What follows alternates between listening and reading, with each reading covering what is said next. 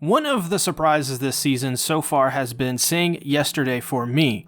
Surprisingly, there hasn't been much Beatles in this anime quite yet, but this is, strangely enough, an anime from Doga Kobo, the studio that made New Game and also a bunch of those lolly anime. And you should know I don't like lolly anime, and I certainly do like Doga Kobo. I think they're a great studio when they're not making those kinds of anime, and this is surprisingly one of those anime that they are making where I'm kind of shocked that this is coming from this studio. I mean, just looking at the art and animation initially, it's so beautiful. It's such a well done slice of life romance drama anime that, oh my lord, it's just looking at it, it makes you really want to watch it. It really does. It gives those nostalgic vibes, it gives those nostalgic feelings. But this is an anime airing this season by Doga Kobo, as I've already stated, 12 episodes in length. What makes this very special is that this anime kinda is getting a life of its own because ReZero got delayed, a bunch of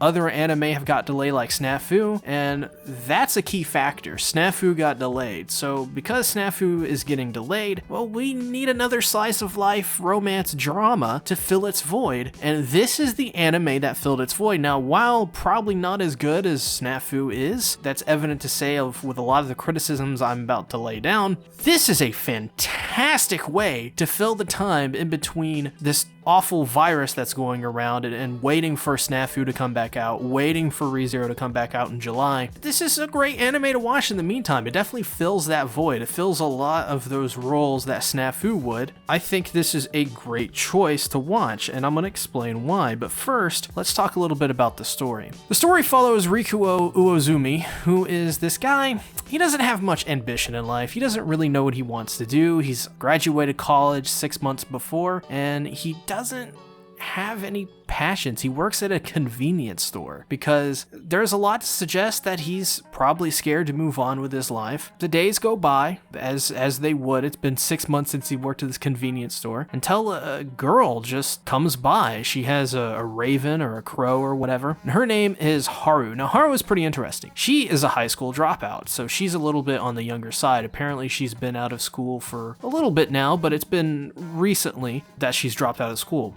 What's interesting about her is she's underage, yet she works at a bar as a hostess, yet she even says in one scene that she doesn't drink any of the alcohol, not one sip of it, because she understands how important that is, because she knows the role she's in. She doesn't want to take advantage of that role. She has a job, and she's a high school dropout. It's already not easy for her. But she's taken quite an interest into Rikuo, who they met years prior when Rikuo dropped something. Haru that dropped something, and Rikuo picked it back up for her, and since then, she's always remembered that. A very flimsy reason, which by the way, we've talked all about this anime already on the King of Anime podcast between me and my co-host Satsuki the Savage and Everything Animated. The first episode is already out. It's one of the surprise anime that we'll be covering from week to week. So if you want to see us cover this anime from week to week, every single episode, you definitely want to watch us on the King of Anime podcast every Saturday. Sorry for the plug, but I do have to get it out of the way. And Haru is pretty interesting, much like Rikuo is. Rikuo and Haru have no ambitions in life. They kinda just go from day to day doing their own thing. But important key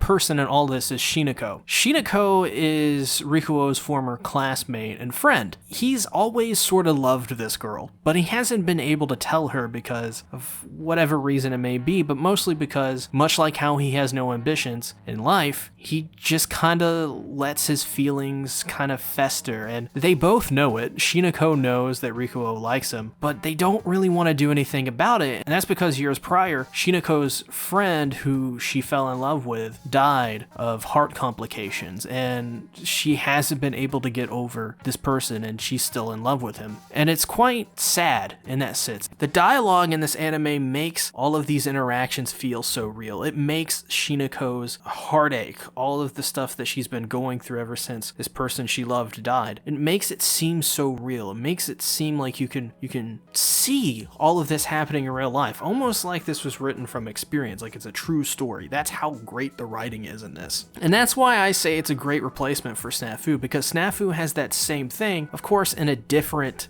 way. It has more real writing when it comes to character interactions and character motivations. This, on the other hand, has really down-to-earth, really heavy writing, which I think really suits the tone of this anime and really suits what it's going for. There's another character, Ro Hayakawa. He is the brother of the person that Shinako fell in love with. And he seems to really like Shinako, much like Shinako liked his brother. He's kind of interesting. He's a little bit of an artist. He's a little bit of an edgy kind of teenager. He wears this bobby pin in his ear, like an earring, like a piercing, and I find that quite interesting. Really, all you need to do is look at that to see what kind of person he is. One of their first interactions in this series is when Ro is taking a bunch of desks and he's tying them together to create this symmetry, and he's drawing it on a canvas of what he's seeing. And he's a very interesting guy, and he really, really likes Shinako. But the thing is, much like Haru, they're teenagers. And I think this is where the criticisms start to come into play, though I don't think we can necessarily criticize the show yet for doing something they haven't done, but I do think we can criticize the show for making this situation happen when arguably it maybe shouldn't be. Because I, for one, believe that these two people, Haru and Ro, do not need to be in high school. In fact, I would rather see them in maybe they're college kids, because you can do the same thing. You can have the same naive college students, you can have Haru drop out of college. You can have Ro be this, artist in college who, you could still have them be college students and it still work, and it make them of age, and just make the two, you don't even have to make the two a little bit older, you really don't. But having them be teenagers, I think there's a real issue with that. I think it puts the story in this deadlock, in my opinion, to where they have to have Rikuo and Shinako be a couple. I would believe that to be the case anyways. They haven't shown me enough of Ro and Haru being good enough romantic partners as of yet for Rikuo and Shinako, but I think Shinako in particular, I think she would have to end up with Rikuo to get over her love for this guy who's been dead for years. And to fall in love with the guy's brother be quite interesting. And I'm very worried that they're not going to do that. I'm very worried that even though they haven't shown me personally, that they're going to go through that, they've put us, the viewer, in that situation already. They've gave us the expectation that can definitely happen. And in a sense, you kind of want to see Haru get with Rikuo. I kind of want to see Haru get with Rikuo in a way. I mean, who wouldn't? They're the main characters, but the issue is that she's a teenager, and that makes me not want to see it, even though I think if she would be a little bit older, I'd be okay with it. If she were 18, I'd be totally fine. Like, this criticism wouldn't be had between Rikuo and Haru. But since she's 17, or 16, we don't know her actual real age, I do find trouble with it, and I think it's a shame, because I don't think a lot of people even realize that Haru is a high school student. I think they realize that Ro is, but I don't think they care enough. I don't think there's enough reason to care about Ro's involvement. I think Ro's love for Shinako comes off a little bit as childish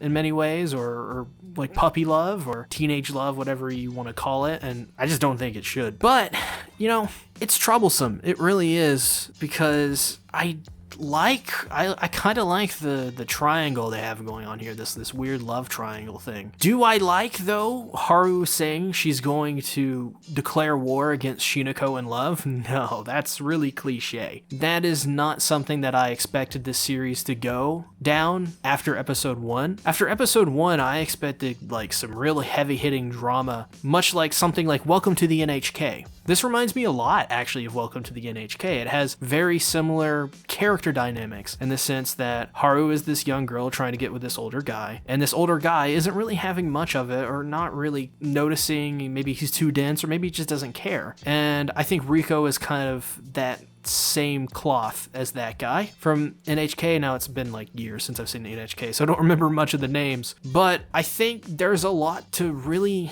enjoy in a lot of these characters. But there was some stuff in episode 2, with the realization that they're much younger teenage people. Granted, they're in their late teens. That doesn't make it any better. And the fact that I don't want to see romance in this way. I don't want to see Haru declare war against Shinako in love, because Shinako even herself is like, I don't care. I don't want to fight you. And then Haru is like, I'm going to fight you then. That's it. We're doing war love. It's like even Shinako doesn't care. And I think maybe that's an issue with some of the tone they've set up, where maybe they should have changed some of the dialogue in adapting the original, because it just came off as really cliche, and it came off as well really badly when Shinako ignored Haru's attempts to get her to play along, and then she just continues on anyways. It makes her seem kind of stupid for saying that over again. It makes her seem extremely childish. You know, it in a bad way, it reminds me of Domestic Girlfriend. I love Domestic Girlfriend because it's a train wreck, and there's no way that this will end up anywhere nearly as bad as Domestic Girlfriend. But it does have me worried that it's going to go down a little bit of the path of Domestic Girlfriend into this really super cheesy drama that doesn't really need to be there. Because like I said, I enjoy the characters enough that I could actually look past Haru getting with Rikuo in the end, even though I just don't see it. I don't think that's the way the story needs to go. I think the way the story needs to go is Rikuo needs to get with Shinako, because it just, what they've established so far, it just seems like that's the best choice. That's the most logical choice based off the story we know. They're already trying to make the viewer guess in some instances, like, oh, it could be Haru, could be Ro getting with Shinako,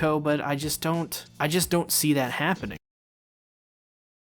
But that is the thing I think we'll have to see. So far, this series is awesome. This is probably the standout series so far in this season, and that's not really a surprise to anyone, I think, on my channel at least. But for people who may not be subscribed to this channel and are coming by and just listening to listen, I think a lot of people will be surprised that this show is actually as good as it is. And it's very nostalgic. It's very well written. Dialogue is incredible. The writing is phenomenal, and I cannot wait to see the way the story progresses. And honestly, like I said, I'm at a point where I can deal with Haru and Rikuo getting together just because the writing is so well, and I believe this show that if they did that, they could pull it off in terms of the writing, and I think that it would be fun and enjoyable. Morally questionable? Yes, of course. But I'm gonna have to ask you guys how you feel about this romance stuff. How do you feel with Haru getting together with Rikuo and Ro getting together with Shinako? Because I just don't see it. I just really don't. I think they're trying to subvert our expectations, and I think much like After the Rain did, I think it's